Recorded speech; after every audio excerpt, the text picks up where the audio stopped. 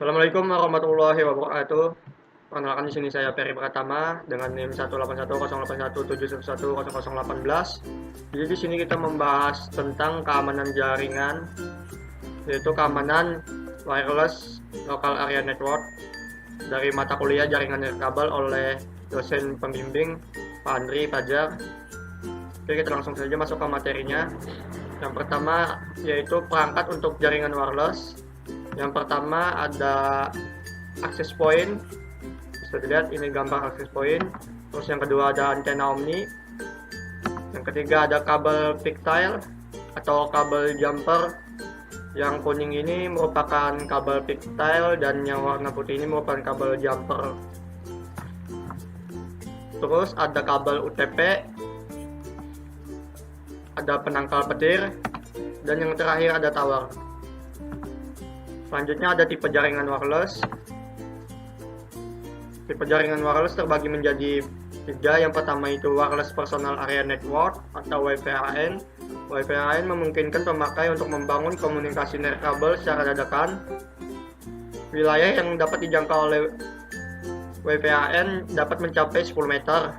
WPAN menggunakan gelombang radio 24 GHz dengan menggunakan perangkat berbasis Bluetooth. WPAN dapat terdiri atas perangkat pribadi seperti smartphone, PDA, BlackBerry, netbook, laptop, printer, dan perangkat lainnya.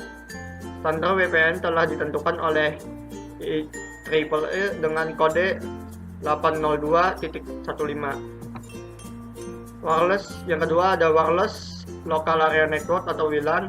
Pengembangan WLAN dimulai pada tahun 1997. Spesifikasi WLAN pertama diberi kode 802.11 oleh lembaga IEEE.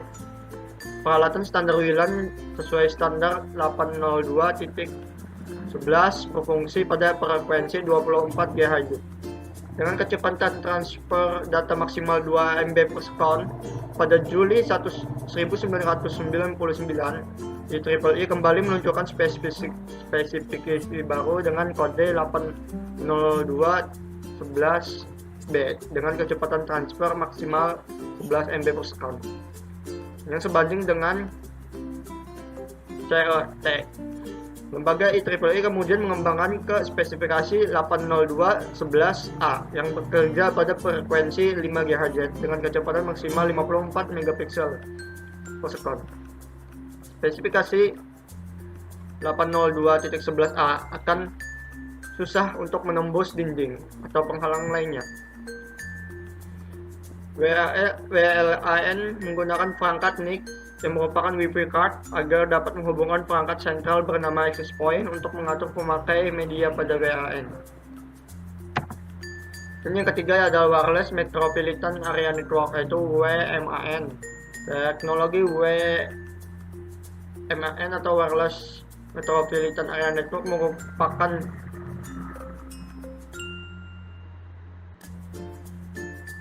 pemakaian untuk membangun koneksi nirkabel terhadap jaringan pribadi atau jaringan publik dari jarak jauh.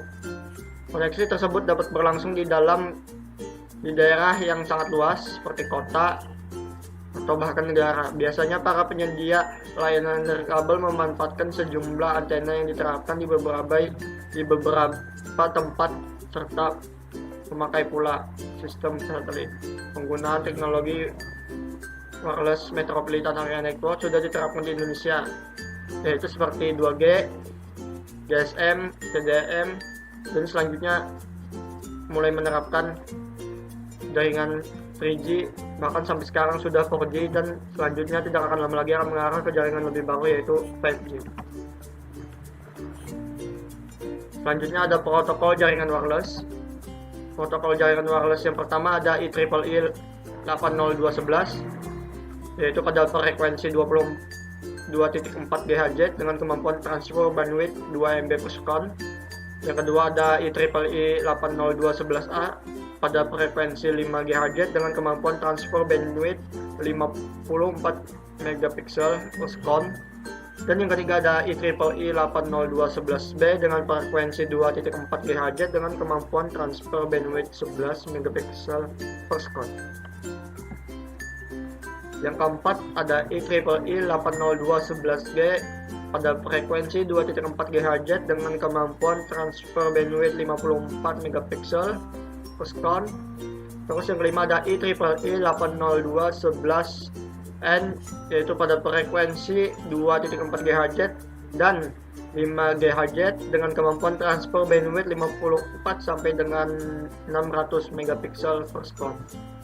Dan yang terakhir ada di urutan nomor 6 yaitu IEEE 802.11ac pada frekuensi 5 GHz dengan kemampuan transfer bandwidth 1 GB per second. Selanjutnya kita akan membandingkan yaitu wireless LAN versus wireless LAN. Maksud saya wired LAN versus wireless LAN, yaitu jaringan LAN berkabel versus jaringan LAN tanpa kabel. Yang pertama, wired LAN atau jaringan LAN pakai kabel, yaitu mengandalkan kemampuan security dari perangkat lunak yang diinstal pada komputer firewall. Sedangkan wireless LAN didukung oleh security built-in, yaitu berupa kemampuan enkripsi.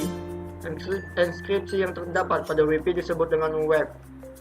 Tapi menurut saya pribadi lebih aman jaringan kabel atau wired, karena kalau jaringan wireless sangatlah rentan terhadap serangan. Hal ini dikarenakan sinyal radio yang dipancarkan oleh perangkat wireless dalam melakukan proses transmisi data di dalam sebuah jaringan dapat dengan mudah diterima atau ditangkap oleh pengguna komputer lain selain pengguna dalam satu jaringan. Hanya dengan menggunakan perangkat yang kompatibel dengan jaringan wireless seperti kartu jaringan wireless. Hacker pun biasanya mencari jaringan wireless LAN untuk menonaktifkan atau berusaha untuk mendapatkan akses masuk ke jaringan wireless LAN untuk keuntungannya pribadi. Dan selanjutnya kita membahas serangan pada WLAN. Ada beberapa serangan pada WLAN yaitu match address porting, ada web attack, ada man in the middle attack, ada roller access point, dan jamming atau biasa disebut dengan DOS attack. Kelemahan WLAN, ada beberapa kelemahan WLAN yaitu kelemahan WLAN pada lapisan fisik atau PC layer. Yang pertama ada interception atau penyadapan, yang kedua ada jamming, dan ketiga ada injection, dan yang keempat ada hijacking.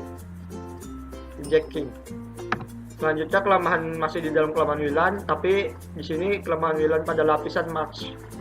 Yaitu yang pertama ada sniffing to FS drop, yang kedua ada denial of service attack, yang ketiga ada man in middle attack, dan yang keempat ada rogue.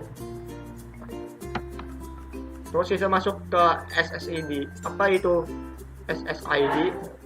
SSID adalah Service Set Identifier, adalah tempat mengisikan nama dari access point yang disetting.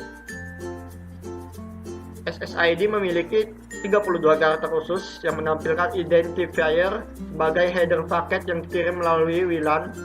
Identifier ini bertugas sebagai password atau kata sandi label device saat perangkat mobile yang mencoba untuk connect ke basic server set.